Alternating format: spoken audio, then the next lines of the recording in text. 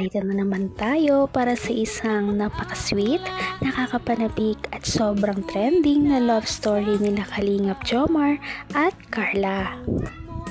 Ay aking makilala.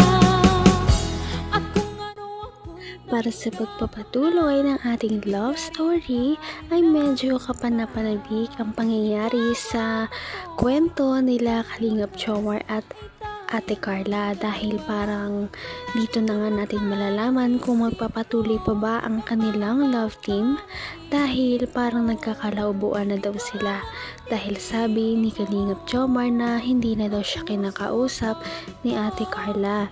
Ilang araw na daw silang hindi nagkaka-chat at dahil doon ay nag-alala na nga si Kalingap Jomar kaya tuluyan na niyang pinuntahan si Ate Carla. Pinuntahan niya ito sa kanilang school ngunit hindi niya na ito naabutan kaya naman hindi na niya natiis at pinuntahan na niya si Ate Carla doon sa isa pang tinutuluyan niyang lugar. Ang nice ko lang. Sila ba yun? Sila ba yun? Hindi ko nakikita. Babe! Babe! Baby! Okay ka lang ba? Uy! Siya ba yan? Malungkot na naman si Kuya Jomar.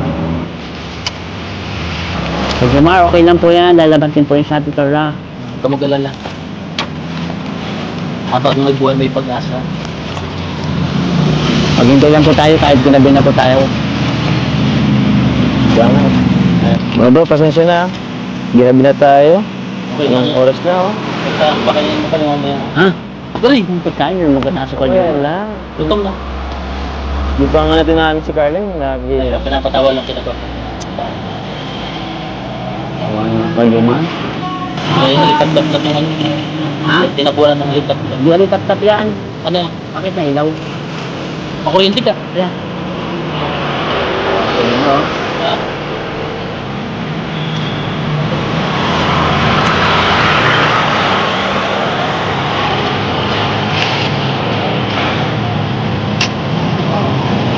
Kumusta ka aking mahal? Sana ay nasa mabuti ka.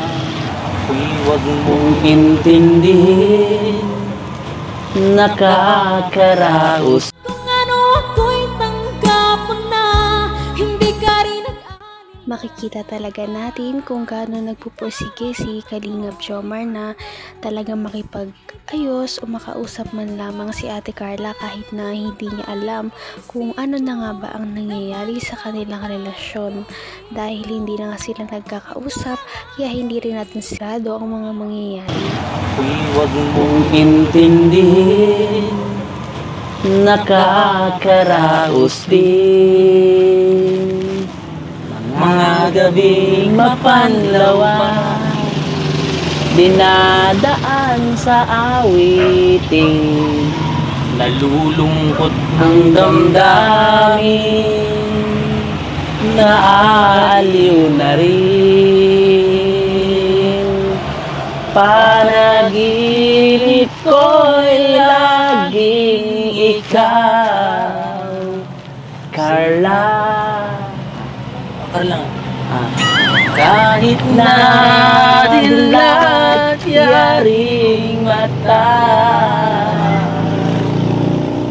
kahit na malayo kay para rin kapiling ka, Carla. Lang. Kumusta ka? Ay, asan ka na kaya to? Ay, wag. Baka Bakit? may magalit. Baka ano? Ano naman to? Di yan. Hindi po. Di. Anak. Ayan na po. Hala. Bakit? Pupunta natin, di ba? Hala, di pa nagbubukas yun. Naman ang bawat panaginip ko, ikaw lang ang tinig. Grabe rin ang determinasyon ni Kalingap Jomar dahil kahit na hindi siya sigurado na lalabasin pa siya ni Ate Carla o di kaya kikitain, ay talagang sinugal niya ang pagkakataon na pumunta doon kahit na walang kasiguraduhan na kakausapin siya ng dalaga. Alay! Uy! Yung ano, sige. Ha? Ayan na po. Oo, maano to ano eh. Ala. Akin na. Baka magkaroon. Hindi yan. Pata natin yan. Hindi lang. Ikaw kasi. Ay.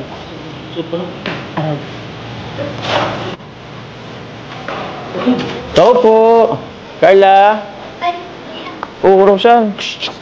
Basta? Andiyan pa si Carla? Kasi? Pwede ba po kasi? Tawagin ko lang kasi. Ah? Sige, hindi kasi nag-chat eh. Walang reply. Ano po, di ba? Kung hindi tayo pumasok, hindi na sumalan si Carla dito. Dito daw pala eh. Dito sa taas. Nagbukas yung pinsan si Rosan. Oo. Ano yun? Pagkasan. Hindi ka ng tingin eh. Buong TV. O, tira yung ano, baka Ilaw, maubos ng ilaw. Oo. Ayusin mo. Ayusin mo pa ba? Hawakan mo na ito. Ako din, sugutin na ako. Baka hindi rin dito. Ano ko dyan? Ha? Uy! Huwag mo nang langmang. Walang lapat mo. Ba't yan? Tigil sa Ibalik mo yan. Hindi yan sa'yo. Tatlo. Para yun sa mga ano natin, kilala, ano, marusaan. Dito ba yan? Pang ano nila yan, minsan pambaon nila yan. Pangkain nila. Ay, una, para namang hindi kita nililibre na. Hanggang wakas ay tayo ng dalawa. Palagi kang naman ang isip ko. Mabuti naman at pinapasok na si Kalingap Jomar at nagkaroon na tayo ng kaunting pag-asa na magkakausap na silang dalawa. Ngunit sana nga talaga ay mag-ayos na sila para naman maging masaya na ulit ang kanilang love team. Ano na kaya ang mga susunod na mangyayari? Pangkain nila. Ay, una, para namang hindi kita nililibre ng pagkain. Medyo Mar, puro naman pala dito ha.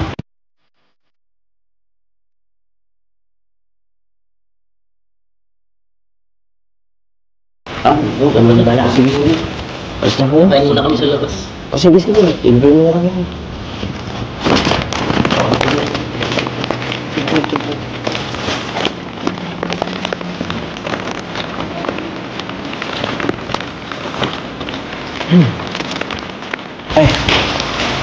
Ay, Carla.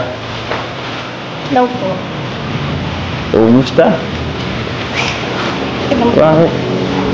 Ito ka naman ah. Daw yan. Meron pala akong ano kayo, bigay sa'yo. Bulaklak. Ito, surprise ko sa'yo. Tapos yung isa. Kumusta ka? Okay lang po. Okay ka lang. Hindi kasi kita makontak kanina. Hindi ka man nagre-reply sa akin. Ano, okay ka lang ba? Talaga? Pasensya na po, madami po kasi akong ginagawa ngayon. Siya.